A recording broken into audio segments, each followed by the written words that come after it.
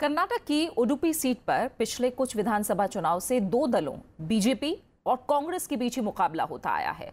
दोनों पार्टियां इस बार भी जीत के लिए एड़ी चोटी का जोर लगा रही हैं।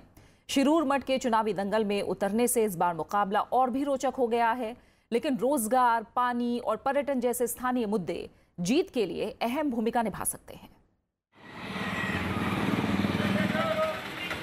कर्नाटक का तटीय शहर उडुपी मछुआरा समुदाय, लजीज पकवान और मंदिरों के साथ साथ बीजेपी और कांग्रेस के बीच कड़ी चुनावी जंग के रूप में भी जाना जाता है।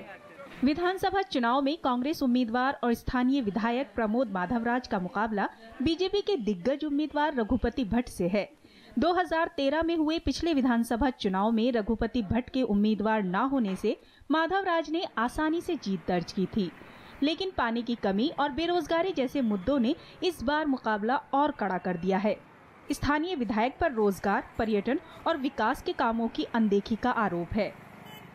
Initiatives by the government, overall Karnataka has not done. Honestly, Karnataka has not explored the way it should have about the tourism. So we largely fail in seeing any such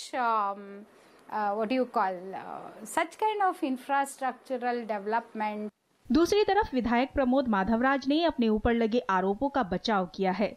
उन्होंने अपनी सरकार का बचाव करते हुए उसकी तरफ से किए गए कामों का लेखा जोखा बताया।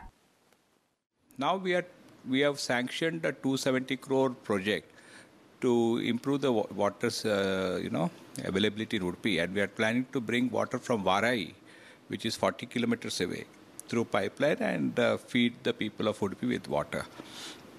So the tender process is already almost over.